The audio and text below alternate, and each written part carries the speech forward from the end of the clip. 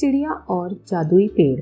चीनू चिड़िया अपने पति कौवे के साथ आम के पेड़ पर काफी लंबे समय से रहती थी। एक दिन बहुत ज्यादा तेज तूफान आ रहा था, जिसके कारण वह बूढ़ा पेड़ भी तूफान के आगे अपनी हिम्मत हार रहा था। तभी चीनू चिड़िया कहती है, चीनू, नहीं पेड़, तुम हार नहीं मान सकते। तुम्हारा पेड़ ही काफी समय से मेरा घर है। तुम्हें तूफान के सामने डटे रहकर लड़ना होगा। तुम्हें कुछ नहीं होगा और मैं भी तुम्हें छोड़कर कहीं नहीं जाऊंगी। हिम्मत मत हारना, चाहे जितना तेज तूफान आ जाए, पर तुम इस जगह को छोड़कर कभी नहीं जाओगे।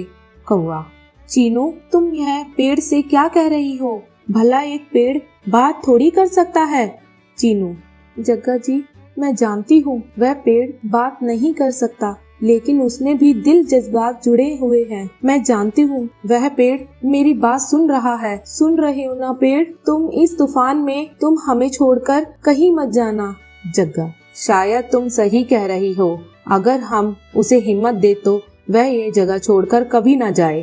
तेज आंधी तूफान आ रहा था। चीनू और जग्गा किसी तरह उस भयंकर तूफान में खुद को थामे रखते हैं, साथ ही उस पेड़ को हिम्मत भी देते हैं। पर तेज आंधी धीरे धीरे पेड़ को उखाड़ने पर मजबूर कर रही थी। तभी चीनू चिड़िया फिर से उसे हौसला देती है।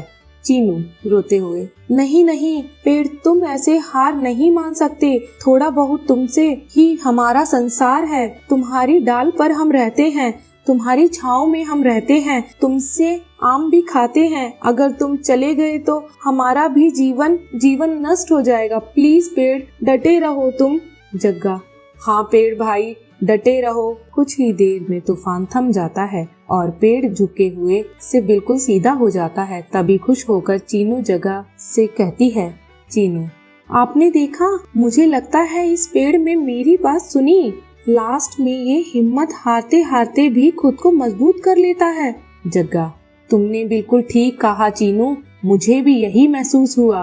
तभी वह पेड़ के आम खाकर उसी डाल के घोंसले में सो जाते हैं। अगले दिन दो कौवे उसे मार पीट कर चले जाते हैं, जिससे पेड़ के आंसू आने लगते हैं। और जग्गा चीनू को देखकर कहता है, जग्गा, तुम्हारी यह हालत किसने की और क्यों की? चीनू जी, कुछ कहोगे?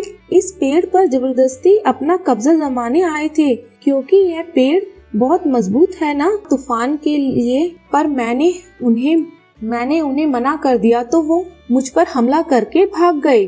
जग्गा, उनकी इतनी हिम्मत, अब मैं छोड़ूंगा नहीं उसे। पर उससे पहले मुझे तुम्हें हॉस्पिटल ले जाना होगा, लेकिन मेरे पास तुम्हारे इलाज के लिए पैसे नहीं हैं और लेकर कैसे जाऊंगा इतनी दूर। तभी वो जादुई पेड़ बोल पड़ता है, पेड़, तुम्हें इसे ले जाने की कहीं जरूरत नहीं। मैं अभी चीनू को ठीक कर देता हूँ। उसने मुझे हिम्मत दी थी, मैं उसके बदले उसको ठीक करूँगा। ये कहते ही वह जादुई पेड़ चीनू पर एक रोशनी डालता है, जिससे वह पहले जैसी तंदुरुस्त होकर उड़ने में सक्षम होती है।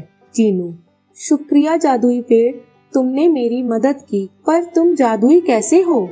पेड़, मैं बहुत पहले से ही जादुई हूँ, बस बूढ़ा हो चुका हूँ, जिससे मेरी शक्तियाँ चल नहीं रही थी। पर तुम्हारी हिम्मत के कारण उस तूफान में मेरी शक्ति वापस लौट आई और आज तुम्हारी ऐसी हालत देखकर मुझसे रहा नहीं गया। इसलिए तुम मुझसे जो भी मांगोगी, मैं तुम्हारी सारी इच्छा पूरी करूँगा। जग्गा, शुक्रिया चीनू को ठीक करने के लिए। चिड़िया, हे जादुई पेड़, क्या तुम हमें थोड़े से पैसे दोगे, जिससे मेरे पति अपना नया बिजनेस शुरू कर सके? पेड़, हाँ जरूर। तभी पेड़ के मुंह से ढेर सारे पैसे निकलते हैं, जिससे जग्गा अपना नया कारोबार करके चीनू के साथ खुशी खुशी रहता है।